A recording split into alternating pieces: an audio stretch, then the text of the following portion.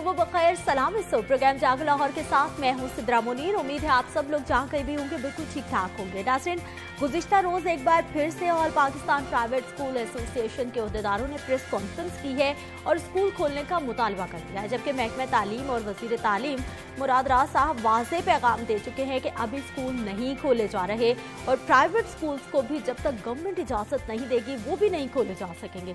दूसरी जानिब कोरोना की वबाई सूरत हाल में भी मुनाफाखोरी अरूज पर पहुंच चुकी है। महंगाई दिन ब दिन बढ़ती जा रही है, आवाम परेशान होकर रह गई है। पेट्रोलियम मसनूआत की कीमतों में मुसलसल कमी हो रही है, लेकिन महंगाई फिर भी आउट ऑफ कंट्रोल हो रही है। प्राइस कंट्रोल मैकेनिज्म के इदारे तो मौजूद हैं, लेकिन काम होता दिखाई नहीं दे रहा। सरकारी निर्देशनामे जारी तो किए जाते हैं, लेकिन उन पर अमल दरामद कोई भी नहीं करवाता और दुकानदार भी महंगे दामों मनपसंद रेट पर अशिया ज़रूरियात फरोख्त कर रहे हैं। चिकन है तो वो गरीब की पहुंच से बाहर हो चुका है। आखिर कब थमेगा ये महंगाई का तूफान? इस मामले पर प्रोग्राम में आज हम डिटेल बात भी करेंगे और जानने की कोशिश करेंगे कि आखिर ये महंगाई का जिन इतना आउट ऑफ कंट्रोल क्यों हो गया है और इसे दोबारा से कंट्रोल में लाने के लिए क्या किया जाए, बात करनी है। और आज हमने बात करनी है पुदीने के हवाले से, जिन्हें मुख्तलिफ अंदाज में इस्तेमाल किया जाता है और किस तरह से बेहतरीन अपने ग़िज़ा में पुदीने का इस्तेमाल किया जा सकता है। पुदीने के फ़वाइद क्या क्या हैं, ग़िज़ाई अज्जा क्या क्या हैं, बात करेंगे। हमारे साथ मौजूद है माहिर ग़िज़ाइयात ज़ोहा सोहेल। ज़ोहा, प्रोग्राम में आपको खुश आमदीद कहते हैं। सबसे पहले हमें बताइए कि गर्मियों में पुदीने का इस्तेमाल कितना फ़ायदेमंद साबित होता है? अच्छा सिद्रा, जब हम पुदीने के बारे में बात करते हैं कि गर्मियों में पुदीना हमारे लिए किस तरह से फ़ायदेमंद है, तो गर्मियों में पुदीना हमारे लिए बहुत फ़ायदेमंद चीज़ है। जिस तरह से आजकल गर्मी टेम्परेचर बहुत ज़्यादा बढ़ रहा है और लोगों में हीट स्ट्रोक का मसला, डिहाइड्रेशन का मसला, बॉडी में से नमकियात की कमी का मसला बहुत ज़्यादा नज़र आ रहा है। अगर हमारा बॉडी का टेम्परेचर बाहर वाले टेम्परेचर के अकॉर्डिंग चेंज होना शुरू हो जाए, जिस तरह से बाहर बहुत गर्मी और हमारा टेम्परेचर भी उसी तरह से बढ़ना शुरू हो जाए, तो हमारी बॉडी के अंदर एक तो बुखार की अलामत नज़र आएगी और उसके साथ साथ बुखार होने की वजह से बॉडी डिहाइड्रेशन की तरफ, नमकियात की कमी की तरफ ले जाएगी। तो पुदीना इस टाइम पर इस्तेमाल करना बहुत फ़ायदेमंद चीज़ है, क्योंकि ये एक नेचुरल कूलर है, हमारी बॉडी के टेम्परेचर को बढ़ने से रोकता है। जिस तरह से मैंने बताया कि बाहर के टेम्परेचर के अकॉर्डिंग अगर हमारा इम्यून सिस्टम, हमारा डिफेंस सिस्टम उस तरह से नहीं होगा तो हमारा टेम्परेचर बढ़ जाएगा।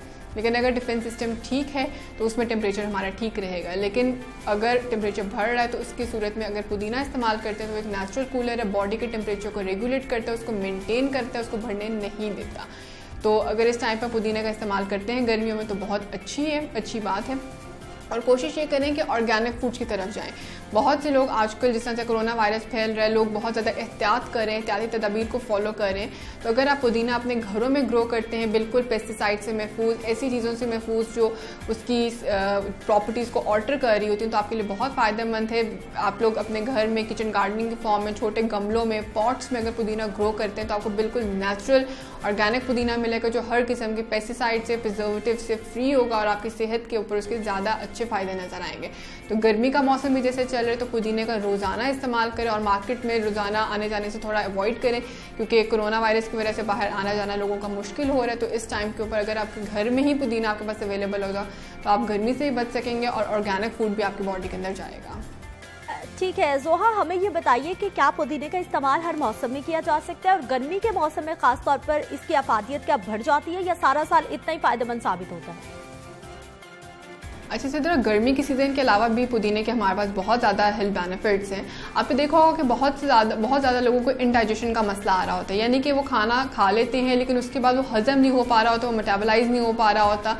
उन लोगों को, जिन लोगों को इंडाइजेशन का मसला रहता है, उसके बाद वो एसिडिटी में कन्वर्ट हो रहा होता है, यानी कि तेजाबियत फील हो रही होती है, सीने में जलन की शिकायत कर रहे होते हैं, पेट में दर्द की शिकायत कर रहे होते हैं। तो ऐसे लोग जो खाना कंज्यूम कर लेते हैं लेकिन वो हज़म नहीं कर पा रहे होते और तेजाबियत के मसले की तरफ जा रहे होते हैं, उन लोगों के लिए पुदीना एक बहुत मुफीद चीज़ है, क्योंकि ये एसिडिटी को रोकता है, खाने को हज़म करने में इंपॉर्टेंट रोल प्ले कर रहा होता है। तो अगर आप अपने खाने के साथ वो लोग जिनको इंडाइजेशन का मसला या तेजाबियत का मसला है वो पुदीने का इस्तेमाल करते हैं तो वो इस मसले से बच सकेंगे। इसके अलावा बहुत से लोगों में आपने एक इशू देखा होगा कि उनको बैड ब्रेथ का मसला रहता है, यानी कि उनके मुंह से ऐसी एक स्मेल आ रही होती है जो उनको इरिटेट भी कर रही होती है। तो उन लोगों के लिए पुदीना एक बहुत मुफीद चीज़ है, क्योंकि ये आपकी बैड ब्रेथ को गुड ब्रेथ में कन्वर्ट करने में इंपॉर्टेंट रोल प्ले कर रहा होता है। तो उसमें बेशक आप पुदीने के पत्ते कंज्यूम कर लें या उसको किसी भी फॉर्म में आप कंज्यूम कर सकते हैं और बैड ब्रेथ के मसले से आप बच सकेंगे। इसके अलावा वो लोग जिनको ओरल हेल्थ के इशू रहते हैं, जिनके मुंह के अंदर कीड़ा लग रहा होता है या उनकी ओरल हेल्थ ख़राब हो रही होती है, पुदीना उनके लिए भी बहुत मुफीद चीज़ है। आपने देखा होगा कि बहुत ज़्यादा जो हमारे पास टूथपेस्ट अवेलेबल है उसमें मिंट फ्लेवर आ रहा होता है, मिंट ऐड करके दे रहे होते हैं, बहुत सी च्यूइंग गम्स के अंदर मिंट ऐड है। तो अगर आप लोग नेचुरल वे में मिंट कंज्यूम करते हैं तो आपकी ओरल हेल्थ के लिए, आपकी मुंह की सेहत के लिए, आपके दांतों की सेहत के लिए वो बहुत मुफीद है। जोहा, ये बताइए कि पुदीने को किस किस अंदाज में खुराक में शामिल किया जा सकता है और सबसे अच्छा ऑप्शन क्या है?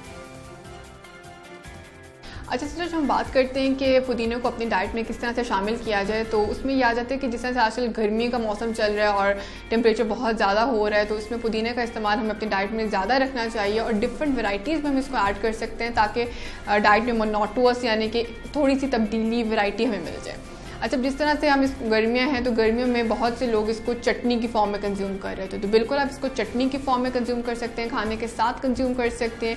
इसको आप जिस तरह से हम धनिए को अपने खाने के ऊपर गार्निश करते हैं, आप उसकी जगह पुदीने को अपने जो डिशेज है उसके ऊपर गार्निश करके भी कंज्यूम कर सकते हैं। आप लोग इसको अपनी ड्रिंक्स के अंदर जो आप शरबत बना रहे हैं, जिस तरह से अगर आपने चेरी का शरबत बनाया तो उसमें आप पुदीना भी ऐड कर सकते हैं। अगर आपने लुकाट का शरबत बनाया या लुकाट की चटनी बनाई है तो आप उसमें भी इसको ऐड कर सकते हैं। बहुत से लोग गर्मी के मौसम के अंदर आम की चटनी कंज्यूम कर रहे होते हैं, तो बेशक उस चटनी के अंदर भी आप पुदीने के जो पत्ते हैं उनको ऐड कर सकते हैं, उनको ग्राइंड कर सकते हैं। टोटली डिपेंड करता है कि आप इसको पत्तों की फॉर्म में कंज्यूम करना चाहते हैं या ग्राइंड फॉर्म में कंज्यूम करना चाहते हैं, लेकिन मेक श्योर करें कि आपकी डाइट में ये ज़रूर आए। इसके अलावा डिटॉक्स वाटर एक ऐसा पानी है जो हमारी बॉडी में से हर किस्म के टॉक्सिन को, हर किस्म के गैर ज़रूरी मादे को जो हमारे सेल्स को नुकसान पहुंचा रहा होता है उसको निकालने में इंपॉर्टेंट रोल प्ले कर रहा होता है। इसके अलावा डिटॉक्स वाटर हमारे पास उन पेशेंट्स के लिए बहुत मुफीद है जिनको लिवर रिलेटेड यानी कि जिगर रिलेटेड कोई भी मसले रहते हैं। तो अगर आप इस टाइम के ऊपर गर्मी के मौसम के अंदर डिटॉक्स वाटर के अंदर पुदीने के पत्ते ऐड करके कंज्यूम करते हैं तो आपकी लिवर की सफाई के लिए, आपकी जिगर की सफाई के लिए बहुत अहम है, क्योंकि जिगर बॉडी का एक ऐसा ऑर्गन है जो सारे टॉक्सिन्स को, सारे गैर ज़रूरी मादों को डील कर रहा होता है। तो अगर उसकी सेहत बेहतरीन होगी तो हमारी बॉडी अच्छे वे में फ्लरिश कर सकेगी।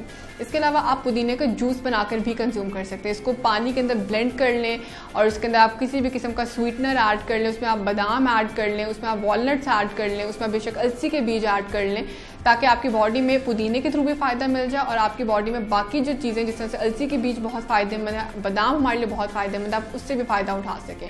अच्छा, अब यहाँ पर ये है कि अगर आप लोग अपनी डाइट में सिंपल पुदीना वैसी गार्निश के फॉर्म में लेना चाह रहे हैं तो वो भी ठीक है, लेकिन जैसे मैंने बताया कि अगर लाइफ में खाने में वैरायटी आ जाए तो हम उस चीज़ को ज़्यादा अच्छे तरीके से अडॉप्ट करते हैं। तो अगर आप स्मूदी की फॉर्म में, शेक की फॉर्म में, जूस की फॉर्म में, डिटॉक्स वाटर की फॉर्म में इसको कंज्यूम करते हैं तो आपको उससे और ज़्यादा फ़ायदा भी हासिल होगा और आपको खाने का भी फर्दर दिल किया करेगा। जोहा, ये बताइए कि हेल्दी स्किन के लिए पुदीने का क्या कोई किरदार है या फ़ायदेमंद साबित हो सकती है? अच्छा सिद्धार्थ, जब हम बात करते हैं पुदीने के बारे में, पुदीना हमारे लिए, हमारे स्किन के लिए किस तरह से बेनिफिशियल है, तो उसमें ये हमारे स्किन के लिए दो तरीक़ों से बेनिफिशियल है। एक तो अगर इसको हम टॉपिकली यानी कि अपनी स्किन के ऊपर अप्लाई करते हैं उस तरीके से भी हमें अफादियत देता है, और अगर हम इसको अपने डाइट में कंज्यूम करते हैं तो उस तरीके से भी हमारे स्किन के लिए बहुत मुफीद है। जिस तरह से गर्मी बहुत ज़्यादा हो रही है, टेम्परेचर बहुत ज़्यादा बढ़ रहा है और लोग बाहर भी जा रहे हैं, और बाहर जाने की वजह से अल्ट्रा वायलेट रेज जो सूरज के थ्रू हमें मिल रही हैं वो हमारी स्किन को डैमेज कर रही हैं, हमारी स्किन को टैनिंग की तरफ लेके जा रही हैं। तो इस टाइम पर अगर आप ऐसा सन ब्लॉक लगाते हैं जिसमें मिंट ऐड है, जिसमें पुदीना ऐड है, तो वो आपकी स्किन को महफूज रखेगा अल्ट्रा वायलेट रेज से जो आपको सन के थ्रू मिल रही है। इसके अलावा अगर आप पुदीना अपनी स्किन के ऊपर अप्लाई करते हैं तो आपकी स्किन को हाइड्रेटेड रखेगा। गर्मी के अंदर सबसे ज़्यादा नुकसान ये हो रहा होता है कि हमारी स्किन में से पसीने की फॉर्म में, स्वेट की फॉर्म में पानी खारिज हो रहा होता है, और जितना ज़्यादा पानी आपकी स्किन में से खारिज होगा उतने ज़्यादा आपकी स्किन के ऊपर रिंकल्स, आपके ऊपर एजिंग के सिम्टम्स जल्दी आने शुरू हो जाएंगे। तो अगर आप टॉपिकली स्किन के ऊपर अपने पुदीना अप्लाई करते हैं तो उसको हाइड्रेटेड रखेगा, उसको अंदर पानी की कमी नहीं होने देगा। इसके अलावा पुदीना हमारी बॉडी में कोलेजन बनाने में अहम किरदार अदा करता है। कोलेजन एक ऐसी चीज़ है जो हमारे हेयर्स के लिए, जो हमारी नेल्स के लिए, जो हमारे स्किन के लिए बहुत इंपॉर्टेंट है। अगर आप इसका मास्क अपने बालों में अप्लाई करते हैं तो आपके बालों की ग्रोथ को बहुत बेहतरीन बनाएगा। वो लोग जिनके नाखून बहुत ज़्यादा टूट रहे होते हैं, अगर वो अपने नाखूनों के ऊपर इसको अप्लाई करते हैं तो कोलेजन की प्रोडक्शन को बढ़ाएगा, जिससे अल्टीमेटली फिर हमारे नेल ग्रोथ बेहतर होती जाएगी।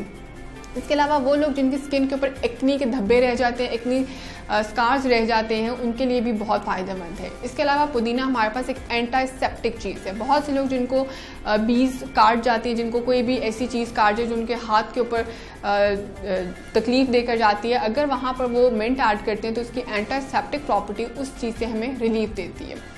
इसके अलावा पुदीने में हमारे पास सैलिसिलिक एसिड मौजूद होता है। सैलिसिलिक एसिड उन पेशेंट्स के लिए बहुत अच्छे हैं जिनको स्किन के ऊपर एक्नी का मसला, स्किन के ऊपर दाने निकलने का मसला बहुत ज़्यादा है। तो वो लोग जिनकी स्किन के ऊपर दाने निकल रहे हैं, अगर वो पुदीना अपने डाइट में कंज्यूम करते हैं तो वो भी ठीक है, और अगर स्किन के ऊपर अप्लाई करते हैं तो वो भी ठीक है। इसके अलावा वो लोग जिनको ऑयली स्किन का मसला रहता है और ऑयली स्किन होने की वजह से एक्नी हो रही होती है, पुदीना उनके लिए भी बहुत मुफीद है, क्योंकि सैलिसिलिक एसिड इसमें मौजूद है और वो ऑयली स्किन को नॉर्मल करने में एक अहम रोल प्ले कर रहा होता है। तो वो लोग जिनको स्किन रिलेटेड कोई भी इश्यूज़ हैं या अपने आप को गर्मी से, यूवी रे से बचाना चाहते हैं, तो आप पुदीने का बिल्कुल इस्तेमाल कर सकते हैं ताकि आप इससे फ़ायदा उठा सकें और अपनी स्किन को हेल्दी रख सकें। ठीक है, बहुत शुक्रिया जोहा सोहेल, आप हमारे साथ मौजूद रही और हमें बता रही थी कि पुदीने का किस किस अंदाज में इस्तेमाल किया जा सकता है और कितना फ़ायदेमंद साबित हो सकता है, खासतौर पर गर्मी के मौसम में पुदीना।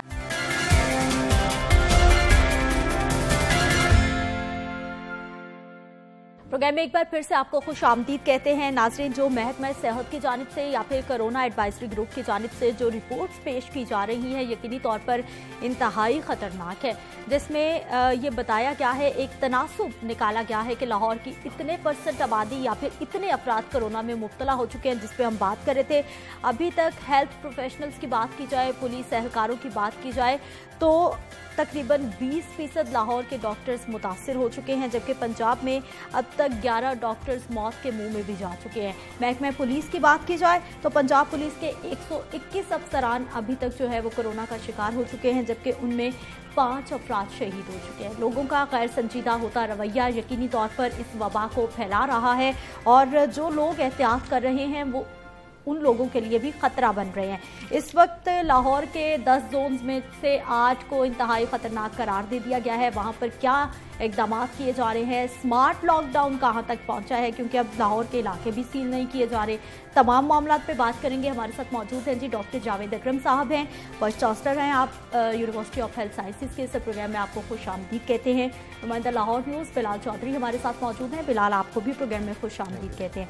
डॉक्टर साहब, ये जो रिपोर्ट्स दिखाई जा रही हैं कि ऐसा हो सकता है, इतने रिपोर्ट जो लीक हुई है, दिखाई नहीं गई, लीक की गई या कराई गई। हाँ। इस रिपोर्ट पे देखें, मैंने इस रिपोर्ट को स्टडी किया है जी। अनफॉर्चुनेटली इस रिपोर्ट पे जो डिज़ाइन फॉल्ट है कि जो जिस डिज़ाइन पे ये की गई है ना, क्योंकि कहा गया कि ये रैंडमाइज्ड भी है और टारगेटेड भी है। बिल्कुल। देखें, ये एक चीज़ हो सकती है, ये ऐसे है कि जैसे ये काला है ना आपका स्टूडियो का वो दीवार, तो मैं कहूँ ये काली भी है और बाद में कहूँ ये सफ़ेद भी है। हाँ। नहीं, ग्रे नहीं, सफ़ेद कहूँ, दो अपोजिट पोल। उनका जो डिज़ाइन है वो ये है कि उन्होंने डेफिनेटली रैंडमाइजेशन की, मेरा ख्याल है स्प्रिंकलिंग से, जो हम स्प्रिंकलिंग करते हैं, और दूसरा उन्होंने टारगेटेड ग्रुप्स किए। टारगेटेड ग्रुप्स हैं जैसे गवालों का कर दिया, मैं अब डॉक्टर्स का कर दूं तो वो टारगेटेड ग्रुप होगा, वो पॉपुलेशन की बेस नहीं होगी। लेकिन मैं बताऊं कि उसका की गई तो फिर उसको एक प्रॉपरली प्रेजेंट भी होना चाहिए था, क्योंकि उस पर पैसे लगे। डॉक्टर साहब, माजरत के साथ मुझे ये बताइए, आपने तो प्रोग्राम में आते ही एक रिपोर्ट पे क्वेश्चन मार्क, इसको ठीक फिर किसने किया, अप्रूव किसने किया कि ऐसा होना चाहिए, काम किसने किया? उसका हमें ऑफिशियली किसी को रिपोर्ट नहीं मिली अभी तक। हाँ। तो मेरा ख्याल है आप मीडिया के जरिए हमें मिली, लीक होके साहब को पहुंची, उनके आगे पेश देखें वहाँ पहुंची होगी, लेकिन किसी ने हमें उसको के किसी को भी, मीडिया को भी ऐसा एतमाद में नहीं लिया कि वो रिपोर्ट बताई जाती कि किस तरीके से। Anyhow, as a student of public health मेरा ख्याल है कि देखें एंड रिजल्ट उस रिपोर्ट का ठीक है, बल्कि ठीक नहीं है, अभी भी अंडर एस्टिमेशन है, क्योंकि वो 15 मई की है। असल ट्रांसमिशन की जो समरात आए वो 15 मई के बाद आए। मैं अपनी नाकिस राय में ये समझ सकता हूँ कि उसने बताया कि कम से कम 6-7 लाख लोग इस वक्त मौजूद हो सकते हैं। इस वक्त मैं समझता हूँ कि उस फिगर को आप डबल कर लें, डबल होंगे जिस रेट पे वो ट्रांसमिशन हो रही थी। लेकिन आपको याद है कि रोज़ों में आपने प्रोग्राम किया था, मैं आया था, और अगर आप वो आर्काइविंग कर लें तो मैंने क्या कहा था, जो इचरे और आप भी थी और सारा, कि इछरे और जो कुछ हो रहा था अनारकली और इधर कि जिस तरह लोग मोटरसाइकिल पे पूरी फैमिली 3-4 बच्चे और बीवी बैठ के जा रहे थे, आइसक्रीम आपकी बिडन रोड पे जिस तरह रश था, टिक्का कबाब, पिकनिक हो रही थी। और दूसरा ये था कि कोई इस पे एक बच्चे को कि ये ईद वो पुरानी जूती के साथ कर ले, लोगों ने ये इस ख्वाहिश की भी कुर्बानी नहीं की और अपनी भी जान खतरे में डाली और लोगों की और जान ली भी। ये ट्रांसमिशन तब की हुई और मैंने आपको ये कहा था कि देखें ये इसका इंक्यूबेशन पीरियड कि आज किसी में वायरस जाती है तो ये सीरियस वो कब होगा, 15 दिन बाद। तो ये एग्जैक्ट अब वो हो रहा है, यानी उसके रिजल्ट्स अब हमारे सामने आ रहे हैं। बिलाल, डॉक्टर साहब तो उस रिपोर्ट पे क्वेश्चन मार्क लगा रहे हैं कि हो सकता है अब तो तादाद मजीद बढ़ गई है, तो फिर वो किस तरह से हुआ जब आप 2 सैम्पलिंग तरीकों को एक ही तरीके से कैसे आप ऑब्जर्व कर सकते हो? कौन से माहिरीन थे जिन्होंने किया और किसने इसको अप्रूव किया और सीएम साहब को पेश कर दिया? देखें सदा, डॉक्टर साहब ने जो बात की है ना, ये एक बड़ी एक साइंटिफिक बात है। बिल्कुल। उसकी वजह ये है कि इसको जो किया गया 2 तरीकों से किया गया था, रैंडम टारगेटेड सैम्पलिंग थी और स्मार्ट सैम्पलिंग थी। और जिस तरह डॉक्टर साहब ने बताया कि मुख्तलिफ ग्रोहों को इसमें लिया गया था। फिर इसमें यह था कि ये जो रिपोर्ट थी 15 मई को ही भिजवा दी गई थी। हमारी जो ईद आई है ये मेरा ख्याल है 23 को या 24 को आई है, तो उससे पहले के जो आखिरी जो 10 दिन थे ना वो बड़े बेहानिक थे। उसमें फिर लॉकडाउन में भी नरमी की गई थी। फिर उसके बाद आपने देखा कि जिस तरह लोकल ट्रांसमिशन बढ़ी, लोगों का जो रश था वो बढ़ा, तो अल्टीमेटली जो इसकी ट्रांसमिशन थी वो बढ़नी थी। फिर उसके बाद इंक्यूबेशन पीरियड के बाद केसेस आने ही आने थे। तो उसमें जो टारगेट किया गया है, जो एस्टिमेट लगाया गया है 6,70,000, तो मेरे पॉइंट ऑफ व्यू से कि जिस तरह ट्रांसमिशन बढ़ी है तो ये सिर्फ 6,70,000 नहीं है, ये मेरा ख्याल है आप ये कह लें कि 20,70,000 तक पहुंच चुकी होगी। उसकी वजह पता क्या है कि अब हम ये कहते हैं, महकमा सेहत भी इस चीज़ को इंडोर्स करता है कि लोकल ट्रांसमिशन जो है ये 90% तक फैल चुकी है। जब वायरस इतना फैल चुका है तो इसमें कोई शक नहीं कि एसिम्प्टोमेटिक हमारा 80% है, जिनको अलामात जाहिर नहीं है, नहीं होती, अब तक जो हॉस्पिटल्स में आ रहे हैं वो सिर्फ 20% है, जिसमें से 5 क्रिटिकल हैं और 15 जो है माइल्ड सिम्प्टोमेटिक हैं। अब उनमें से जो अमवात हैं ये सामने आ रही है। और अब हम इस रिपोर्ट पे भी, क्योंकि ये एक साइंसी बुनियादों पे जो है ये सैंपल की गई, सीरियस पेशेंट्स को जो है वो ज़्यादा खतरा समझा जा रहा है। डॉक्टर साहब, हमें ये बताइए कि रिपोर्ट्स भी आ रही हैं, मामलात भी चल रहे हैं, लॉकडाउन तकरीबन ख़त्म हो गया है, सिर्फ चंद शोबे रह गए हैं जो बंद है। आने वाले वक्त में क्या होने वाला है? लोगों ने खुद से ही इम्यून हो जाना है? एक तो मैं इससे बिलाल से एग्री करता हूँ कि देखें, जो आप ट्रांसमिशन रेट तो निकालें ना, रोज़ ईद से पहले का और आज का निकालें, वो अराउंड 2.5% बढ़ चुका है, ठीक है। और इस वक्त मैं इससे एग्री नहीं करता कि 20% हॉस्पिटल जा रहे हैं जितने मरीज़ हैं, 20% नहीं, ये ज़्यादा से ज़्यादा आपके 9 से 10% जा रहे हैं। मेरे अपने भाई डॉक्टर्स बेइंतहा हैं। अभी भी मैं बात कर रहा था फरीद ज़फ़र से फ़ोन पे, ना वो रिपोर्ट हुआ है ना वो घर गया। तारिक मियाँ साहब हमारे लीडर हैं, उनको भी मैं फ़ोन ट्रीट कर रहा हूँ। मैं मतलब इस वक्त 50 डॉक्टरों को ट्रीट कर रहा हूँ, जिनमें ज़्यादा से ज़्यादा 3 डॉक्टर ने रिपोर्ट किया और हॉस्पिटल एक भी नहीं गया। ये 50 डॉक्टर कहाँ गए? मेरे ख्याल में जो हॉस्पिटल आपके पास रिपोर्ट कर रहे हैं वो केसेस 5% से 10% से ज़्यादा नहीं हैं। लोगों ने अपने आप को, एक तो खौफ था हॉस्पिटल जाने का और लोगों को इनकन्वीनियंस थी, वहाँ लाइनों में लगना पड़ता है। मैंने हज़ारों मरीज़ भेजे हॉस्पिटल के जाके चेक कराओ, वो वापस आ गए। मैं क्या, क्यों? उधर इतनी लंबी लाइनें थी। अच्छा, ये और फिर मैंने प्राइवेट लैब भेजे, उन्होंने कहा वहाँ भी इतनी लंबी लाइनें थी। मैं हकीकत बता रहा हूँ। फिर मैंने कहा यार अब आप क्यों करो कि आप यूनिवर्सिटी ऑफ हेल्थ साइंसेज आ जाओ, अपनी गाड़ी में बैठे रहो। आज भी मेरे यूनिवर्सिटी में लाइन लगी हुई है गाड़ियों की, क्योंकि उनको मैं गाड़ी से नहीं उतारता, मेरा बंदा गाड़ी में बैठ के ही सैंपल ले रहा है। ये तरीका है ताकि वो अंदर ना आए, यूनिवर्सिटी ना कंटेमिनेट हो, साथ वो गाड़ी में बैठे वहीं आके वो ले लेगा। इसलिए मेरे ख्याल में कि केसेस जो अनफॉर्चुनेटली मैं बताऊं कि इस वक्त मेरा अंदाज़ा है, ये अंदाज़ा है, मेरे पास कोई स्टडी नहीं है, कि इस वक्त 20 से 25 लाख केसेस मौजूद हैं लाहौर में, चाहे वो सिम्प्टोमेटिक हैं या नहीं सिम्प्टोमेटिक। उनमें से 40% सिम्प्टोमेटिक नहीं हैं, 60% सिम्प्टोमेटिक हैं। उनमें से 8 से 10% हॉस्पिटल में रिपोर्ट हो रही हैं। उनमें से 3 से 4% सीरियस हैं, क्रिटिकल हैं, जिनको आईसीयू के। बिलाल, 8 जोन्स लाहौर के इंतहाई खतरनाक करार, वहाँ पर क्या इकदाम किए गए हैं? देखें, इस तरह इकदाम क्या हो सकते हैं? गुंजान आबाद है हमारा शहर। अगर हम अंदरून की बात करें, हमारा सबसे ज़्यादा जो हसास करार दिया है वो समनाबाद टाउन है। समनाबाद की आप देख लें कि जिस तरह छोटे छोटे घर हैं, फिर वहाँ पे फैमिलीज ज़्यादा हैं, तो वहाँ पे ना चाहते हुए भी क्या इकदाम किए जा सकते हैं? इकदाम ये हैं कि जिस तरह मैंने बताया कि लोकल ट्रांसमिशन वायरस फैल चुका है। अब लोग जब तक खुद इससे नहीं बच सकेंगे, उनको कोई दुनिया की कोई ताकत नहीं बचा सकती।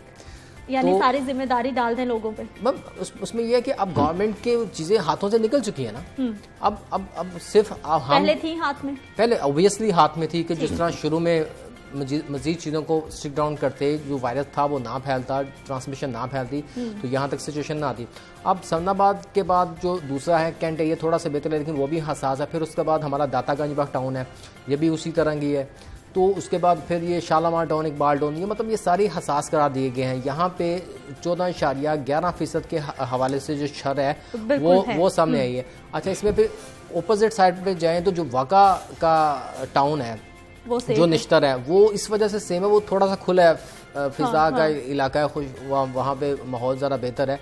तो इस वजह से वहाँ पे केसेस की जो शरह है वो भी कम है, वो 2.3% के करीब जो है वो आई है। अब हमेशा हम किसी भी बीमारी की बात करते हैं तो स्पेशली डॉक्टर्स, आप हम लोगों को गाइड करते हैं कि सबसे ज़रूरी अवेयरनेस है। लोग समझ जाएंगे तो फिर हम लोग भी बच जाएंगे, हमारा हेल्थ सिस्टम भी बच जाएगा। मुझे याद है कि मैं 28 जनवरी को भी प्रोग्राम करी थी कोरोना के हवाले से, याद से 4 महीने पहले जब कोरोना चाइना में था। बिल्कुल, हम तब से प्रोग्राम कर रहे हैं। तो डॉक्टर साहब, महकमा सेहत ने क्या किया, कितना हमने सिद्रा हमने 27 फरवरी को एक ट्रेनिंग सेमिनार किया जिसमें 11, 22 से लेकर तमाम मौजूद थे। वो पहली दफ़ा उनको पीपीई पहन के दिखाया गया। बिलाल मौजूद था आपके कैमरों ने, यूनिवर्सिटी ऑफ हेल्थ साइंसेज में। हमें 11 दिसंबर जब डॉक्टर ली जो के बाद में जिनको विसल ब्लोवर कहा गया, वो जो जिन्होंने इजाद की और उनको जेल में डाल दिया गया और फिर वो मर भी गए इसी वायरस। बिल्कुल ऐसा हुआ। तो उनको बड़ा मैं ट्रिब्यूट हमेशा देता हूँ कि मतलब उनकी वजह से ये इजाद हुई बीमारी। तो अब ये और आपने सबसे पहले प्रोग्राम किया। देखें हकीकत, अब देखें अगर आप अपने सिदरा ये प्रोग्राम जागो लाहौर में इसको आप एनालाइज करें, जब से ये शुरू हुआ है, जब से आपका चैनल शुरू हुआ है, जब से पाकिस्तान बना है, आपने किसी भी इशू को इतनी व्यूअरशिप नहीं दी जितनी कोरोना को दी है। इतनी दफ़ा हमें नहीं आपने बुलाया, मुझे या मेरे कोलीग्स को। बिल्कुल ऐसा है। ठीक है, तो ये एक हिस्ट्री का हिस्सा है, गिनीज बुक ऑफ रिकॉर्ड में जाना चाहिए कि किसी चैनल ने भी ऐसा नहीं किया दुनिया में, और दीगर चैनलों ने ज़रूर किया है लेकिन दुनिया में ये एक इशू को लेके आपने, ठीक है, आपने। तो अब हुआ क्या है, देखिए मैंने, आपने, बिलाल ने बहुत हमने अवेयर किया, बहुत डराया। हुआ क्या, हुआ ये है कि एंड रिज़ल्ट 0/0 आया कि लोगों ने वायलेट किया हर चीज़, ब्लेटेंट वायलेशन। जब गवर्नमेंट ने इसकी ओनरशिप उठा के तो उन्होंने कहा आप ही करो, जागते रहना, साढ़े ते न रहना, यही हुआ ना कि अब ये हो रहा है। नहीं, शुरू तो प्राइम मिनिस्टर साहब ने खुद अपनी तकरीर में कह दिया था कि देखें जब लॉकडाउन उन्होंने ईज आउट किया, उन्होंने कहा कि देखें मैं अब ये ओनरशिप बीमारी की अवाम को देता हूँ। उनकी एक्सपेक्टेशन थी कि अवाम अब खुद करेगी, लेकिन अवाम ने उसकी धज्जियाँ उठाई। देखें अवाम में हमारा भी फेलियर था कि हम अवाम को नहीं कन्विंस कर सके बावजूद इतना टाइम देने के। अब उसकी मैं उन्हें वजह बता देता हूँ कि क्यों नहीं हुआ, ऐसा क्यों नहीं हुआ कि हम साइंस की बात कर रहे थे, हम हकीकत की, और जो बातें हमने कहीं, आप एक दिन फारग बैठ के प्रोग्राम निकाल के ना एक ऐसा प्रोग्राम करना कि उसमें से वो चीज़ें हमारी निकालना और कहना उस दिन हमें ना किसी को बुलाना और कहना कि ये है, और बिल्कुल वैसा वैसा हो रहा है। अच्छा, वो मैं इसलिए कह रहा हूँ उससे आवाम को शायद ज़्यादा अवेयरनेस होगी बजाय हमारे वक्त। हुआ ये है कि मैंने, आपने, बिलाल ने, हमने बैठ के यहाँ पे ये सारी कमेंट्रियाँ करते रहे, ठीक है, लोग सुनते रहे, आपकी व्यूअरशिप माशाल्लाह बहुत है, लोग 5-10 मिनट के लिए डरते रहे। उसके बाद 3 सियासतदानों को बिठा दिया गया किसी प्रोग्राम में। वो सियासतदानों ने कहा इसने ये नहीं किया, इसने ये नहीं किया, इस पार्टी ने ये सत्यानाश कर दिया, इसने। फिर इस पे बहुत अच्छा एक इनिशिएटिव लिया गया कि नेशनल असेंबली का इजलास बुलाया गया। अब पूरी दुनिया की उधर नज़र थी, क्योंकि उसमें सारे हमारे नुमाइंदे हैं पूरे पाकिस्तान के, और वो बुलाया कोरोना पे गया, ठीक है, रमज़ान में, और माशाल्लाह वेल अटेंडेड था। लेकिन दूल्हे का बाप भी नहीं आया जिसने कार्ड भेजे थे, ठीक है, जिसने वो कॉल किया वो बहुत मसरूफ थे या कोरोना की वजह से नहीं आना चाहते थे, तो फिर बुलाते क्यों? देखें, और दूसरा उधर कोई भी मीनिंगफुल डिबेट नहीं हुई, उधर चूरन बिके अपनी अपनी पार्टियों के, और उसका फिर नतीजा ये हुआ कि अवाम क्यों सीरियसली लेगी, वो कहेगी ये तो फंड लेने का चक्कर है, ये वोट लेने का चक्कर है। वो अवाम ने कहा कि ये है ही कोई नहीं है। अवाम को देखें, उस वक्त एक यूनिफाइड मैसेज जाता कि खुदारा हाथ, पूरी असेंबली यूं करके हाथ जोड़ती इस अवाम आगे। अब बिल्कुल इत्तेफाक में बरकत है, जब तक इत्तेहाद नहीं होगा, वो गवर्नमेंट का, वो ओपोजिशन का, वो तमाम मामलात का। डॉक्टर साहब ने बड़ी क्लियर बात बता दी है कि जब ऊपर वाले इत्तेहाद की मिसाल कायम नहीं करेंगे, लोगों तक कैसे पैगाम पहुँचाएंगे? देखें सिद्धार्थ, जिस तरह डॉक्टर साहब ने बात की, इसमें कोई शक नहीं है, क्योंकि जब आपका यूनिफाइड मैसेज जाता है तो उसका मतलब ये होता है कि तमाम आपकी जो पार्टीज़ हैं ये एक पेज पे हैं। अब होता ये है कि जिस तरह डॉक्टर साहब ने बात की, इसमें कोई शक नहीं है, बिल्कुल ऐसे ही है कि एक पार्टी कहती है नहीं नहीं ये तो दूसरी जो हुक्मरान जमात है ये तो फंडिंग लेने के लिए कह रहे हैं। आपको पता है, एज ए ले मैन में अगर मैं बात करूँ, आम जो आवाम फिर रही है वो ये समझते हैं कि शायद अस्पतालों में जाएंगे और टीके लगा के मार देंगे, वो इस वजह अस्पतालों में नहीं जा रहे। कुछ ये कह रहे हैं कि कोरोना वायरस के केसेस को इसलिए बढ़ा चढ़ा के पेश किया जा रहा है कि इनको फी पेशेंट इनको पैसे मिलेंगे। अभी जितने मरे उसके भी पैसे मिलेंगे। तो इस तरह के जब कंसेप्ट किसी नेशन में आ जाएं तो फिर वो बीमारी से क्या। डॉक्टर मुझे ये बताइए कि ये जो मामला जिस तरह चल रहे हैं, पहले कुछ लोगों ने खौफ महसूस किया, एहतियात भी की, लेकिन अब तो लोग बिल्कुल आज़ाद हो गए, उनको लगता है ऐसी कोई बला है ही नहीं, हमें तो कुछ होने वाला ही नहीं। सही है सिद्रा, इस वक्त जो लाहौर में सूरत हाल है मैं आपको बताता हूँ कि इधर मैं आपके प्रोग्राम में थोड़ा लेट आया, मुझे पहले 45 मिनट अपने घर में लड़ाई करनी पड़ती है बाहर निकलने के लिए। ठीक। वो कहते हैं ना मरीज़ देखने हैं, आपकी उम्र भी ऐसी है, ज़ाहिर है उम्र ज़्यादा हो तो वल्नरेबिलिटी, और मेरी बेगम भी डॉक्टर है इसलिए वो बहुत ज़्यादा पहले वो वक्त मुझे निकालना पड़ता है, तो इसलिए वो उनको फिर पूरा बताना पड़ता है। देखिए मैं आपको साफ बता रहा हूँ, मैंने 5 मुल्कों में प्रैक्टिस की, इस मुल्क में 25 साल से प्रैक्टिस करता हूँ। मेरे मरीज़ दूसरी जनरेशन में हैं, उनके बाप को भी मैंने इलाज किया था इनका। इस वक्त मेरे में एज ए प्रोफेशनल ये हौसला नहीं है कि मैं उन पे दरवाजे बंद कर दूँ, इस वक्त उनको ज़रूरत है।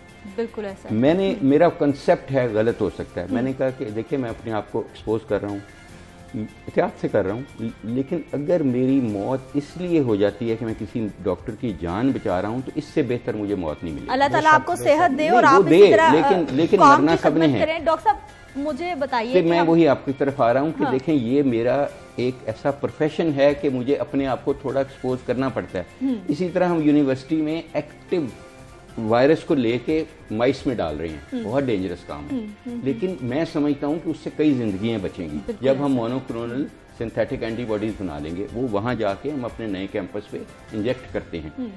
जहां तक एक आम आवाम का तल्लक है, देखें इस तरह के प्रोफेशन की तो और ज़रूरत है। आम आवाम ने बच्चों को पिकनिक पे लेके जाना है, उनको कहीं नहर पे नहाने के लिए ले जाना है, उन्होंने कुल्फी खिलाने ले जाना है, देखें खाला के घर जाना है। तो देखें खुदा के लिए मैं बार बार मैं इनके पाँव पड़ जाता हूँ कि आप और मैं लिखा के नहीं लाए, ये वबा हमें नहीं लगेगी, आपको और हमें लगेगी तो 3% मौत होनी है। तो किसकी होनी है? एज का भी कोई ब्रैकेट नहीं है, मेरे मेडिकल स्टूडेंट्स भी मर रहे हैं। पूरी दुनिया के अगर हमने इस कौम ने अगर कुछ किसी चीज को मुवस्सर तरीके से रोक सकी है तो वो सबसे जरूरी चीज हमने रोकी हुई है और वो तालीम है। बिलाल मुझे बताइए कि हम SOPs पर तो बाजारों में अमल दरामद नहीं हो रहा, हम लोग हर रोज ही देख रहे होते हैं, हर रोज ही दिखा रहे होते हैं। अस्पतालों में अमल दरामद ना होना एक बहुत बड़ा क्वेश्चन मार्क है कि अस्पताल में गार्ड नहीं रोकता किसी ऐसे बंदे को जिसने मास्क नहीं पहन रखा। देखिए सीधा हॉस्पिटल्स के अपने SOPs अब उनकी जानिब से बना दिए गए हैं। मुख्तलिफ हॉस्पिटल्स ने अब ये कह दिया है कि 1 पेशेंट 1 अटेंडेंट की पॉलिसी भी अपना रहे हैं, और साथ ये भी कर दिया गार्ड्स को ये भी हिदायत की है।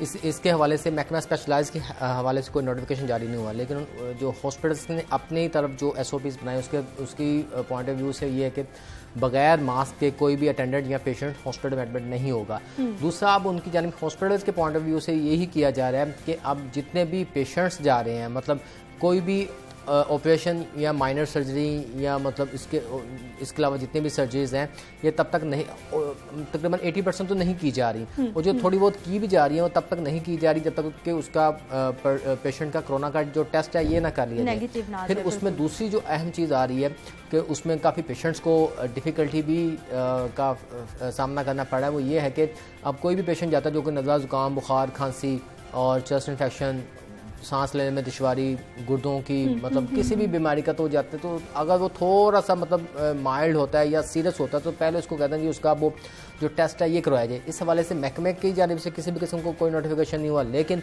अस्पतालों में इस प्रैक्टिस पे अमल दरामद किया जा रहा है, जिसकी बिना पर हो गया रहा है। अब हो ये रहा है कि ये पैनिक इतना क्रिएट हुआ है क्योंकि अस्पतालों के अंदर आज भी एक एसोसिएट प्रोफेसर, सुबह उनकी डेथ हो गई है, एनेस्थीसिया के प्रोफेसर थे वो सर्विस हॉस्पिटल के। अब डॉक्टर्स के अंदर और ज़्यादा पैनिक क्रिएट हो गया। अब जो थोड़ा बहुत पहले वो ट्रीटमेंट कर रहे थे अब बिल्कुल भी उन्होंने वो नहीं करेंगे, वो कहेंगे सबसे पहले आप कोरोना का टेस्ट करवा के हो। अब कोरोना के टेस्ट के चक्रों में जब 24 से 48 घंटे लग रही हैं तो कैजुअलिटी की बढ़ने की दूसरी बड़ी वजह आने में एक हफ्ता भी लग रहा है। बिल्कुल दूसरी बड़ी वजह यही है। मैंने खुद अपनी आंखों से देखा है, जब इस तरह का कुछ सीरियस पेशेंट जाता है तो उसको कोरोना असेसमेंट वार्ड में डाल दिया जाता है। असेसमेंट के चक्कर में उसका टेस्ट या सैंपल लेने के बाद फिर जब रिपोर्ट आती है तब तक तकरीबन जो सीवियर पेशेंट होता है वो खुदा को जाकर, ये जो सूरत हाल है ये तो हम देख रहे हैं कि ठीक से मामला टैकल नहीं हो पा रहा है, लोग भी परेशान है। लेकिन दूसरी जानिब जब हम SOPs की बात करते हैं ना, जो हम पहले दिन से बता रहे हैं कि अवाम ने चलो मार्केट में नहीं किया तो ना से, लेकिन अभी तक वाज़े अहकामात नहीं आए कि अगर SOPs पर अमल दरामद नहीं होता या कोई नोटिफिकेशन के भाई ज़रूरी है, कोई कार्रवाई होगी, किसी को रोका जाएगा, टोका जाएगा, या किसी इदारे की जिम्मेदारी हो कि भाई आप जवाबदेह हो अगर SOPs पर अमल दरामद। सिदरा, पूरी दुनिया के मुल्कों में सिवाय पाकिस्तान के फाइन्स हुए, अरबों रुपए के फाइन्स हुए, अरबों डॉलर्स के फाइन हुए वायलेशन के। अभी तक हो रहे हैं। अच्छा, और कई लोगों को जेल की गई सिंगापुर में। पाकिस्तान में ऐसा कुछ नहीं है। ठीक है। नंबर 2, हम सबसे ये जो इसने बात की है, अब देखें हम एक नई बात आज करने लगे आपके शो पे, ये ब्रेक करने लगे। आपके शो पे रोज़ों में 2 शो थे, मैंने कहा था टेस्टिंग टेस्टिंग एंड टेस्टिंग, इसने भी कहा था। बिल्कुल, हमने कहा था कि टेस्टिंग की कैपेसिटी बढ़े। अब मैं ये आवाम के लिए बात कर रहा हूँ, हमें कुछ उनके को बताना भी है, हमने काफ़ी बात कर ली, लेकिन अब वो क्या करें। इस वक्त अगर उनको नज़ला, ज़ुकाम, खांसी, सर दर्द, बुखार है, ये ना सोचें कि ये क्या है। खुदा रहा हाथ जोड़ते हैं, अपने आप को, अपने बच्चे को, जो भी आप घर पे सेल्फ आइसोलेट करने अगर आप कर सकते हैं, अगर आपका घर इस काबिल है, कहीं ना जाएं टेस्ट कराने। No testing, no testing and no testing. अब ये स्ट्रेटजी है। अब ये यू टर्न है, लेकिन ये पॉलिटिकल यू टर्न नहीं है, ये साइंटिफिक यू टर्न है साइंसदान का। मैं वो यू टर्न नहीं कह रहा। तो अब दूसरे नंबर पे हम कहते हैं, अब पहले हम कहते थे कि जैसे मरीज़ ये अलामात ख़त्म होती हैं, आपको 12 दिन हो जाते हैं, आप दोबारा टेस्ट कराएं, 2 टेस्ट, और फिर आप अपने काम पे जाएं, जहाँ जाना है मास्क लगाएं। बिल्कुल। मैं कहता हूँ कि उसकी भी अब ज़रूरत नहीं रही, क्योंकि अब ये एक एपिडेमिक से एंडेमिक हो गई है दवाई बीमारी, यानी कि एंडेमिक का मतलब है अब ये रहेगी हम में। ठीक है, ये कहीं नहीं जाने लगी। इसलिए अब इस वक्त टेस्टिंग की अफादियत कॉन्टैक्ट ट्रेसिंग की है। डायरेक्ट मरीज़ को, मेरे अब कई मरीज़ हैं जिनको ये अलामात हैं, उनकी मैं नाम नहीं लूँगा, एक बहुत बड़ा एंकर हैं आपके, उनका फ़ोन आया, मैंने कहा कि जी, वो उस दिन उनका प्रोग्राम था, मैंने कहा जी आप मेहरबानी करो घर जाएं, अपने आप को बंद करें, क्वारंटीन कर लें। ठीक, वो नहीं माने, उन्होंने फिर भी टेस्टिंग करा ली। मैंने ये पहले उनकी 3 दिन बाद रिपोर्ट आया, मैंने उनको दवाइयों पे शुरू कर दिया। 3 दिन बाद उन्होंने कहा सर डॉक्टर साहब वो तो पॉजिटिव आ गया। मैं कही मैंने आपको मना किया था ना कराएं, आपको क्या मिला पॉजिटिव आने से? हमने तो इलाज शुरू कर दिया। उसकी रात को, उनकी दूसरे दिन रात को उनकी बेगम का फ़ोन आया, उसने कहा मेरा बच्चा 15 साल का, वो उसमें भी ये इलामात है। कोई टेस्ट नहीं। मैं कि इनको अपने बाप के पास शिफ्ट कर दें। डबल स्टोरी में प्रैक्टिकल। अब उनका मुझे आते हुए फ़ोन आया कि भाई मुझे भी ये, मैं क्या भाभी आप भी ऊपर वाली मंजिल पे चले गए, उनकी ऊपर वाली मंजिल, मैं क्या सारे ऊपर चले जाएं, आइसोलेट हो जाए सब, ऊपर जो पॉजिटिव है वो आपस में तो मिल सकते हैं ना, जो नहीं पॉजिटिव उनको बचाना है ना, वो उनको नीचे मंजिल रहने दे, खाना सीढ़ियों पे रख जाएं, उठा दें। मैंने सारा उनको बना के दिया और तो अब ये स्ट्रेटजी है कि अब अननेसेसरी टैक्स में जाके गरीब ना लगे, परेशान होना गवर्नमेंट को परेशान। अब अलामात हैं, आप अपने आप को आइसोलेट करें। और ये मैं बिल्कुल आपको ये देख लीजिएगा, जो आपके प्रोग्राम में कहा वो सच हुआ। एक दिन आप ये काम करेंगी कि सारे प्रोग्राम निकाल के कहेंगी, अब ये यू टर्न आएगा, क्योंकि पहले डॉक्टर साहब कह रहे थे टेस्टिंग, उस वक्त की ये जरूरत थी।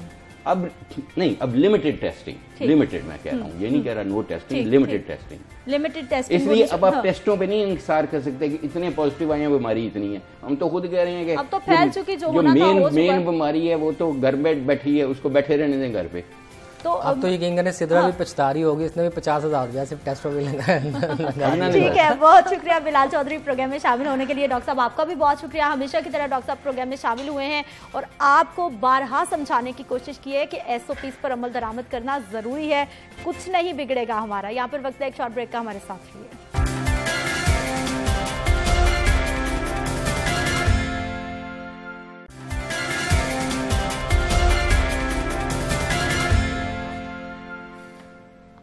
प्रोग्राम में एक बार फिर से आपको खुशामदीद कहते हैं नाज़रीन। गवर्नमेंट की जानिब से अब ऐलान कर दिया गया है कि ज़रूरी है मास्क का इस्तेमाल किसी भी, अगर आपने मार्केट में जाना है या फिर आप सरकारी दफ्तर में जाते हैं, और इसका इम्प्लीमेंटेशन सब पे होगा।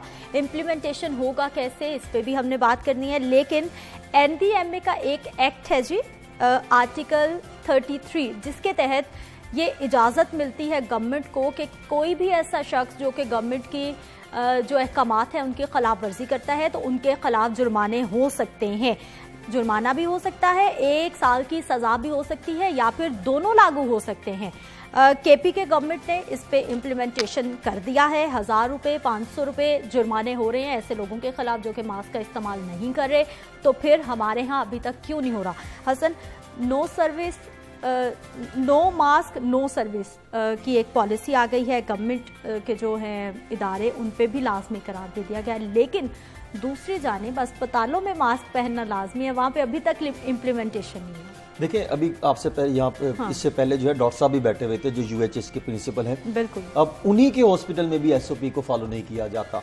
इसी तरह किसी सरकारी हॉस्पिटल में, किसी सरकारी दफ्तर में मास्क का इस्तेमाल यकीनी नहीं बनाया जाता। कल मैंने देखा है, मुतअद्दिद जगहों पे मैंने विजिट किया, तो वहां पे देखने में ये महसूस होता है कि शायद वो मास्क पहनना अपने आप को वो गवारा नहीं समझते कि शायद मास्क पहनेंगे तो पता नहीं हमारे साथ क्या हो जाएगा। हाँ, जो अस्थमा के मरीज हैं उनके लिए तो एक मुश्किल बन सकती है ना, लेकिन वो भी जो है अपने आप को कंट्रोल रखने के लिए इकदाम करते हैं, अपने साथ इनहेलर और बाकी चीजों का इस्तेमाल करते हैं। लेकिन सरकारी दफ्तरों में लाइक सिविल सेक्रेटेरिएट देखें, वहां पे सेक्रेटरीज हैं, उनके पास तो 95 मास्क होते हैं क्योंकि उनको तो प्रोटोकॉल के मुताबिक मिलता है।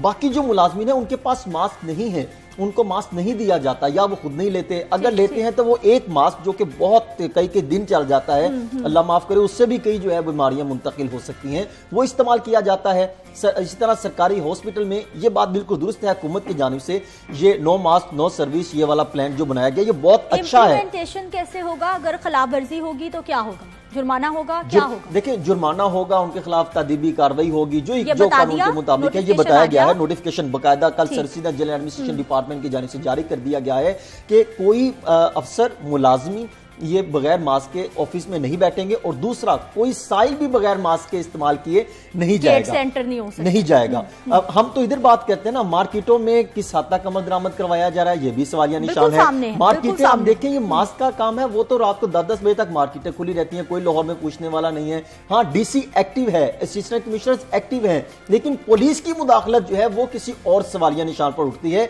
जिस तरह अभी भट्ट साहब कह रहे थे कि हम अगर ये मार्केट में निकले और जुर्माने करें, और मेरे ख्याल में और ये कह दें कि भाई जो खिलाफ वर्जी करेगा, मास्क नहीं पहनेगा, मास्क के बगैर आप किसी अफराद को डील नहीं करेंगे, तो मेरे ख्याल में हालात बेहतरी की तरफ चाहिए। अभी ब्रेक पे भी हम इसी पे बात कर रहे थे कि सवाल फिर आपसे होना है क्योंकि आप नुमाइंदा हैं पूरी ताजिर तंजीम की। जी, मुझसे सवाल तो तब होगा ना अगर जो आला हुकाम के साथ बैठ के जो चीजें तय हुई उन पे इम्प्लीमेंट हुआ है, तो हम लोग फिर भी अगर नहीं कोई ताउन कर सके फिर तो मैं जवाबदेह हूँ।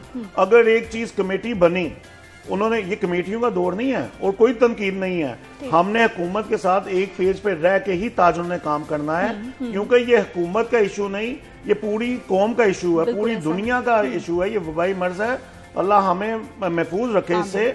तो लिहाजा लेकिन पुलिस को, अगर पुलिस लॉकडाउन करवा सकती है तो पुलिस ये भी करवाइए। मैं कह रहा हूँ बात ही कोई नहीं है। मैं दावे से कहता हूँ, और बेशक जितने लोग इस मुहिम में जो है जिन्होंने ताजरों के कारोबार के लिए बहाली के लिए कोशिश की, सब इस पेज पे मुत्फिक हैं कि जो बंदा गलत कर रहा है आपको उसके खिलाफ कानूनी कार्रवाई की जाए। ये तो बहुत अच्छी बात है जिससे वो बता रहे हैं कि एक हमारे अफराद होंगे, पुलिस के अफराद हो जाए और बकायदा चलान हो। एक तो खजाना भर जाएगा और दूसरा जो है वो चलान होंगे, जुर्माने होंगे, तो बाकी सब जो है उनका किबला भी दुरुस्त आप यकीन करें, मैं अपने ताजर बरादरी सपोज, ठीक है, हाँ, एक हमारी मार्केट जो है आटे में नमक के बराबर आ जाती है। जैसे शालना मार्केट का नाम आता है, शालना मार्केट में 32 से जायद जो है मार्केट है, उनमें से एक मार्केट हमारी भी है। मैं दावे से कहता हूं, आप अभी जो है कैमरा भेजें, वहां कोई शख्स बगैर मास्क के नहीं बैठा होगा, और हर दुकानदार ने सैनिटाइजर के साथ मास्क का डब्बा भी रखा होगा। सब आपकी मार्केट में तो हो गया इम्प्लीमेंटेशन, तो बाकी नहीं, ये सब बेशतर मार्केटें हैं जहाँ हो रहा है। आप मुझे ये बताएं, ताजरों पे तनकीद, मैं कह रहा हूँ हमने तनकीद नहीं की, हमने मिलकर चलना है। अगर हम में खामी है हमने वो भी दूर करनी है। जैसे मियां असलम इकबाल साहब ने, वज़ीर सनअत व तिजारत, उन्होंने विजिट किया मार्केटों का, ईद से पहले बहुत खुशाइन था। उससे ऐसा खौफ जो है महकमों को और ताजरों को पैदा हुआ कि यार एक बंदा जो है कि उसने कदम उठाया है, और उन्होंने रिस्क लेके इतने रश में जाना। देखें, इंक्रोचमेंट जो है वो ताजर नहीं रोक सकता। जब ये हुकूमत आई, जो है ये जो मौजूदा हुकूमत, इन्होंने आती ऑपरेशन लाहौर में शुरू किया। भाई वो ऑपरेशन क्यों बंद हुआ? वहां प्लाजा माफिया जो प्लाजा बना के दुकानें बेच जाता था, कि भाई मेरी से बात कंप्लीट हो लेने देते प्लीज, कि आया तब अगर हुकूमत कर सकती है तो इस टाइम तो जरूरत है। बेशक जी, मैं अपने गवर्नमेंट इदारों का साथ देती हूँ। लॉकडाउन का जो पहला हफ्ता हमने देखा कि भाई लॉकडाउन था और लोगों को घरों में बंद होना पड़ा, लोगों को बंद रहना पड़ा, और जब भी किसी तरह का कोई क्रैकडाउन होता है इदारे उस पर इम्प्लीमेंटेशन करवाते हैं, तो फिर इसका मतलब है इस पे भी करवाया जा सकता है, लेकिन संजीदगी की जरूरत है। देखिए, 3 चीजें हैं, ये मैं क्लियर करना चाहूंगा। एक तो ये जिससे ये फरमा रहे थे कि हम काम करने के लिए तैयार हैं, इस तरह सेक्टरीज जो डिपार्टमेंट के हैं उनको भी जिम्मेदारी लेनी पड़ेगी अपने अपने एंड पे कि हमने भी इंप्लीमेंट करवाना है। और दूसरा जो एसओपी तय हुए थे, अब मुतलका वुज़रा को भी चाहिए कि इनके साथ मिलके उस पर इंप्लीमेंटेशन प्लान बनाए, बजाय कि पुलिस किसी से जाके 50, 2000, 3000 लेके छोड़े, बजाय कि उस पर इंप्लीमेंट करे ताकि ताजर को भी नुकसान ना हो, फायदा हो। हसन, ये क्लियर कर दिया, इजलास में बता दिया गया नोटिफिकेशन में कि हर उस इदारे में जहां पर इम्प्लीमेंटेशन एसओपी पर नहीं होगी उसका सरबराह जिम्मेदार होगा। बिल्कुल लिख दिया, जिसको मैं माजरत चाहता हूं, सबसे पहले फिर डीसी साहब पे पर्चा दे दें कि भाई डीसी ऑफिस में 250 के करीब मुलाजिम है, 100 बंदों के टेस्ट हुए, उसमें से 8 जो है मैंने कल जाके विजिट किया, उस पे एसओपी को फॉलो किया जा रहा था। जो बाहर से विजिट करके आते हैं वहां से कहीं से ये वायरस आया, मुंतकिल हुआ। अब उसको ये, अगर आप डीसी की बात कहते हैं, डीसी बहुत अच्छा काम कर रहा है। मैं आपको एक बात बताऊं, पूरे पंजाब की मैंने रिपोर्ट देखी है, बट सब डीसी लाहौर सबसे जबरदस्त काम कर रहा है, डीसी लाहौर, डीसी रावलपिंडी, बाकी भी बहुत अच्छा काम कर रहे हैं, लेकिन ये बहुत टॉप क्लास के जो है, जो मार्केट में निकल के फिर एसओपी को फॉलो कर रहे हैं। 3 चीजें, एक चीज ये, जब कोरोना आया, ये सारे हालात पैदा हुए, तो अगर आप न्यूजीलैंड की बात करें या बाकी चैनल की, जिसे हम हर 2 मिनट बाद बैरून मुमालिक की बात करते हैं, वहां पे प्रॉपर लॉकडाउन था। 3 माइनस, फिर 2, फिर 1, फिर 0 पे आया। हमने क्या किया, हमने लॉकडाउन का ऐलान कर दिया और 0 पे ही खेलते रहे, 0, 1, 2 पे खेलते रहे, प्रॉपर लॉकडाउन पे नहीं गए, अवाम निकले और कंट्रोल नहीं हुआ। दूसरी चीज, हमारे पास कोई ऐसी रिसर्च नहीं है कि जो बंदे हलाक हो रहे हैं क्या वो किस सोशल गैदरिंग से आए हैं। बिल्कुल ऐसा अगर पता लग जाए तो हम उसको कंट्रोल कर लें, और समरी लिखते हैं, फिर उसको हुकूमत तस्लीम नहीं करती, और हुकूमती अदारे इसी पर इख्तिलाफ करते हैं। मैंने मुतअद्दिद बार प्रेस कॉन्फ्रेंस में और ब्यूरोक्रेसी से, वुज़रा से ये पूछा है, उनके पास कोई रिसर्च नहीं। तीसरी चीज, अभी तक हम सीरियस संजीदा ही नहीं है, कंफ्यूजन का शिकार है, खासतौर पर पंजाब हुकूमत, कि हमने कोरोना के वबा से निपटने के लिए एक एक्शन प्लान क्या होगा और निपटा कैसे है। अच्छा, फलां ताजर को पकड़ लें, फलां मार्केट बंद कर दें, फलां को पकड़ लें। सारे मामला तो साथ साथ चल रहे हैं, लेकिन मुजाहिद साहब से मैं ये जानना चाहूंगी कि सर क्या कहना चाहेंगे आपके, अगर इम्प्लीमेंटेशन जिन मार्केट्स में नहीं होता, अगर उनके खिलाफ पर्चे होते हैं, उनको बंद किया जाता है, तो फिर ताजिर तंजीमें ही होती हैं जो बाहर निकल आती हैं। आप ताजिरों का साथ नहीं देंगे जो खिलाफ वर्जी करेंगे? जी, हम बिल्कुल, जो खिलाफ वर्जी करेगा, जो बाकी ताजिरों का भी रिस्क जो है उनके हक पे भी डाका डालेगा, हम ऐसे शख्स का बिल्कुल साथ नहीं देंगे। कि लॉकडाउन के दौरान आप बेशतर जो है, यानी हमारे मुतलका पुलिस स्टेशन से आप पूछ सकते हैं, मैंने किसी शख्स के लिए टेलीफोन नहीं किया कि इसने वायलेशन की है, इसने दुकान खोली है, इसने गाहक अंदर घुसा के दुकान बंद करके दिया है, अगर किसी को पर्चा हुआ मैंने नहीं रोका। मैंने अच्छा, मुझे और एक चीज मैं ये बिल्कुल क्लियर करूंगा, हमें सबको मिलके चलना है। इसमें हुकूमत को सिर्फ और सिर्फ चाहिए कि ये इसमें कमेटी ना, मजीद कमेटी पे कमेटी बनाई जाए। इससे जो है कि हम ताउन करने को तैयार हैं, हम जो है साथ चलने को तैयार हैं। हमने बेशर मार्केटों में जो है मास्क भी दिए, आगाही मुहिम भी दी, पंफलेट भी दिए, सैनिटाइज भी दिए। हल ये है कि पर्चे हो, सख्ती की जाए। देखें जी, कल लाहौर न्यूज पे खबर चली रात को 1:30 से कि भाई ये जो मीटिंग बुलाई गई चीफ सेक्रेटरी ने, और उन्होंने कहा कि हम जो है लॉकडाउन कर देंगे। अगर मैंने फौरन अपने जो है कम्युनिटी में मैसेज किया कि भाई हमें अफसोस है, इतनी मेहनत की, इतनी कोशिश की, और गवर्नमेंट की इस इकदाम को हम बड़ा खुशाइन करार देते हैं। हम मांग रहे थे 9 से 5 टाइम, उन्होंने हमें 9 से 7 टाइम दिया। बिल्कुल, कभी बहुत अच्छा इकदाम है, 5 दिन भी मिल गए और हमें जुम्मा भी दे दिया। बहुत अच्छा इकदाम है, हम इस चीज को सराहते हैं। और लेकिन मैंने कहा यार अफसोस, अगर गवर्नमेंट ने हमें तो बता दिया है, अगर हम अब ना सुधरे तो भाई हम कुछ नहीं कर सकते। हसन, अब कार्रवाइयों का आगाज होगा? देखिए, या अभी भी क्या हो चुका है, और जो काम लाहौर में कुछ नहीं है। देखिए हो चुका है, मैं आपको बताऊं, हाँ। रात को जो एक्शन प्लान बना और इम्प्लीमेंटेशन प्लान आज से शुरू हो जाएगा। रात को मेरी डीसी साहब से बात जब होगा फिर देखते हैं, चीफ सेक्रेटरी उन सबसे डिस्कशन हुई, तो वो ये कह रहे हैं कि अब इम्प्लीमेंटेशन होगा, होना चाहिए। किसी को कोई माफी और कोई सिफारिश नहीं चलेगी, कोई माफी नहीं होगी। आप सीधा सीधा जुर्माना होगा, दुकान बंद होगी, सील होगा, पूरा प्लाजा, फिर जाके इंप्लीमेंट होगा। देखिए, हम बात करते थे मार्केटें बंद कर दें, खोल दें, और शॉपिंग प्लाजे जो है वो बंद कर दें। शॉपिंग प्लाजे में आप भी गई होंगी, बहुत एसओपी को फॉलो किया जा रहा है। वो चीज अगर फॉलो कर सकते हैं, ब्रांड कर सकते हैं, तो ये मार्केटें क्यों नहीं कर सकती? इनके पास प्लान है, किया जा सकता है। बस ये है कि एक हिम्मत नहीं है। इनको हिम्मत देने की जरूरत है, तमाम ताजिरों को भी, और जितने अवाम हैं इनको हिम्मत देने की जरूरत है, और इनको बताना चाहिए कि अपने आप पे इत्तेमाद करें और बताएं कि आप ये कर सकते हैं। बहुत शुक्रिया हसन रजा प्रोग्राम में शामिल होने के लिए। मुजाहिद मकसूद भट्ट साहब, आपका भी बहुत शुक्रिया प्रोग्राम में शामिल होने के लिए। मुजाहिद साहब ने एक बड़ा अच्छा पैगाम दे दिया है कि अगर गवर्नमेंट उन लोगों के खिलाफ क्रैकडाउन करती है, ताजिरों के खिलाफ जो कि एसओपीज पर अमल दरामद नहीं कर रहे, तो ये गवर्नमेंट का साथ देंगे, क्योंकि इस वक्त हम सबको जरूरत है कि हमने साथ मिलकर चलना है। मुझे आपने इजाजत देनी है। इंशाल्लाह कल सुबह 9:05 पर मुलाकात होगी। जाते जाते ओल्डी गोल्डी ट्रैक सुनते हैं। अल्लाह ने के बान।